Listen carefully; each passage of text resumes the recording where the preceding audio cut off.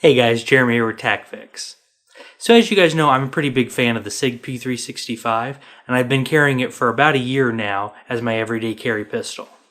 SIG's P365 was so revolutionary because despite the small size, it was still able to pack 10 rounds of capacity. Well, almost exactly a year since the release of the P365, Glock has now answered back with a 10-round capacity model of its own in the new Glock 43X. That's what we're going to take a look at today.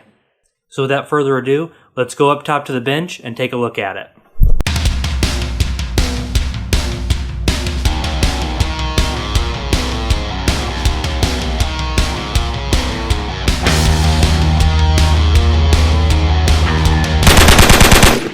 Alright, so up top on the bench we have the new Glock 43X. So let's take a look and see what comes in the box. For those of you that have owned a Glock, none of this is probably going to surprise you. We've got our pistol, an extra magazine, and the magazine loader. I don't know about you guys, but I always seem to get rid of these. You know, these were fine when I first bought my very first Glock, but ever since I discovered the Magpula Uplula, I've gotten rid of these things every single time. I did a review on these a few weeks back, and I'll put a link up in the top of the video so you can see that review if you want to check it out. Apart from the extra mag and loader, you've got your cleaning brush and cleaning brush handle. The lock nobody uses, and some documentation.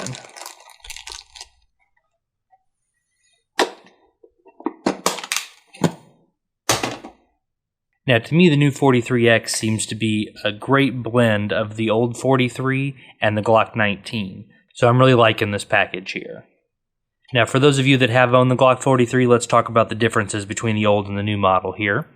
The old Glock 43 is going to be a 6+1 capacity. Glock 43X is a 10+1, so you've got a lot more rounds on this one. The barrel length on both the Glock 43 and the 43X is 3.41 inches. This 43X does come in just a little bit heavier than the old 43, with the 43 weighing in at 17.99 ounces unloaded with an empty mag. And the 43X is coming in just over that at 18.7 ounces, again unloaded with an empty mag. The slide coating's also changed up on this one, and this is something that's actually got me puzzled a little bit. The old Glocks, as you know, were a Tenifer coating on their slide, which has held up great over the years. I have a Glock 19 Generation 4 that I've had since they came out, and the finish looks still, more or less like a new Glock finish. It's held up great over the years. For the Glock 43X, they've gone with a silver-colored nPVD coating, which stands for physical vapor distillation, and this is actually a coating that's impregnated into the metal. It's not a surface finish like a Cerakote or a Duracoat, so that is impregnated into the metal, so I'm optimistic this is going to wear very well. Other guns that I know of that have this type of PVD coating wear very well, so I don't expect Glock to be any less. One thing that I do find a little curious, though, is why they went with this particular coating. Most of the Gen 5s in the new line of Glocks, as you guys may know, have gone with a NDLC coating, which is a diamond-like carbon coating. So I'm wondering why they went with this as opposed to going with that same NDLC coating. This is part of their new, what they're calling their Silver Slimline series. Right now there are two guns in that line, this 43X and the 48. As far as the physical size of this gun goes, the overall length is going to be 6.5 inches compared to the 6.26 inches of the Glock 43. As far as width, this comes in at 1.1 inches wide as compared to the original Glock 43 at 1.06. So you can see both the length and the width are very comparable to the 43. The only place where there is a bigger difference is going to be in the height, including the mag.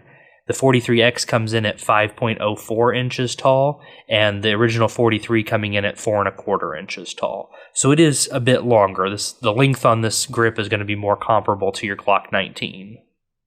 As far as other differences you want to note on here are a few things to look at. Obviously, the muzzle end of the slide and the receiver, these are going to be rounded off, just like on your Gen 5s. Also, like the Gen 5, this one features front cocking serrations, which I wondered why it took Glock so long to put this in. So I really enjoy this new feature here. You'll also notice, like the Gen 5s, they no longer feature finger grooves.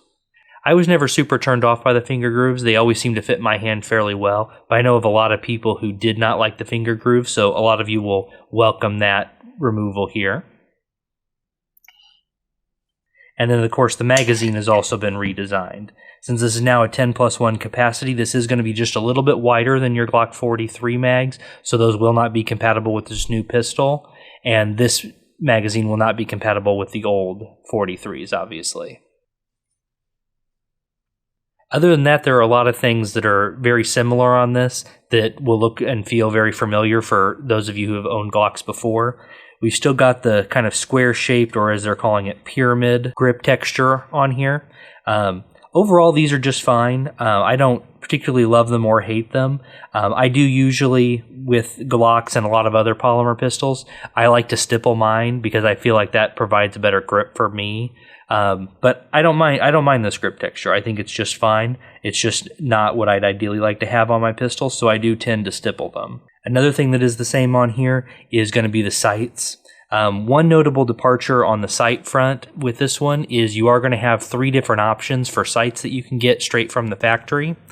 The base model, coming in at about $4.99 at most places, is going to have the standard Glock polymer sights front and rear. For a little bit more money, you can additionally upgrade to Glock night sights, and you can also upgrade to a set of Ameriglows, which I think is an awesome option here. On this one, we've just got the standard Glock sights that everybody knows. And then, of course, the trigger.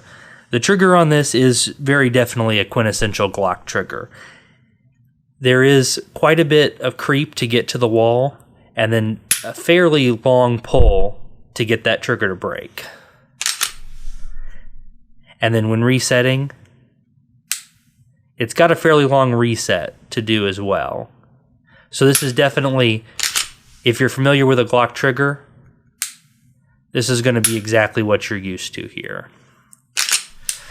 So I've got my trigger pull gauge out here. Let's take a look and see where the trigger pull comes in. If it's like most Glocks, I'm going to be predicting it's going to come in between the 5 and 6 pound mark here.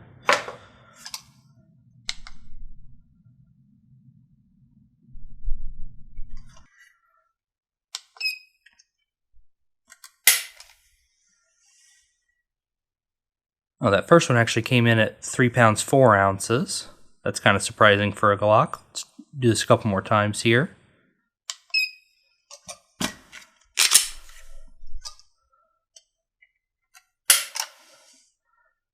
Three pounds 15 ounces.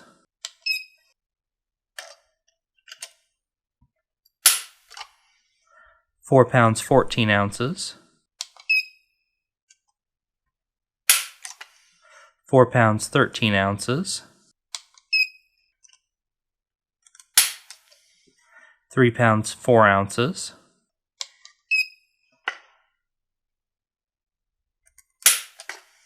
3 pounds 11 ounces. So that's going to average us about 4 pounds 11 ounces.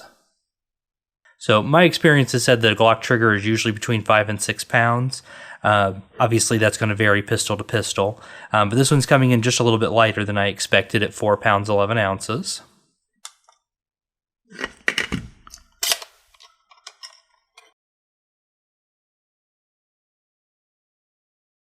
Alright, so now I have not gotten to take this out to the range just yet, but as far as initial impressions, let me go over a few of the pros and cons as I see it here.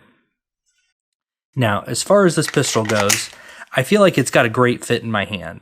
I don't have really large hands, but I don't have particularly small hands either, so I feel like this is a great option as far as hand fit goes. It also has got a higher capacity. One of the things that made me go with the SIG P365 when I was changing out for a smaller pistol was the capacity. The reason I didn't settle with a Glock 43 initially was because of the 6+1. I really didn't feel like I wanted to have any less than 10 rounds of 9mm as my everyday carry pistol. So when the SIG P365 came out last year, it was a great fit for me. If the 43 had had this round count at that time, I probably would have gone with the Glock 43. So with the 43X, they've definitely addressed that concern for me. Another thing I like is that they've maintained the ability to swap your mag release. Obviously, that's not something I predicted they would get away from, but it is something that I do like as a left-handed shooter. I'm going to be switching that around before my first trip out to the range with this.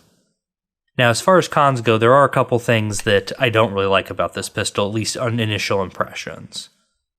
With most, if not all, of their Gen 5 line, they have an ambidextrous slide release, which I really liked that addition of a feature here. Again, being a left-handed shooter, anytime a gun can be ambidextrous, I'm going to prefer it over not being ambidextrous. So I'm a little upset that they didn't include that into this 43X. Since they already had it on the Gen 5 line that was out when this one came out, I'm not really sure why they decided not to put that onto this pistol. Although I have a feeling it's probably some space concerns with the internals. The next thing that I don't particularly care for on here is going to be the sights. Granted, I do have to give Glock credit. They have innovated a little bit in offering different factory options now, so I do give them credit for that. But these sights are still, in my opinion, some of the worst ones that you can get on a production gun, at least at this price point.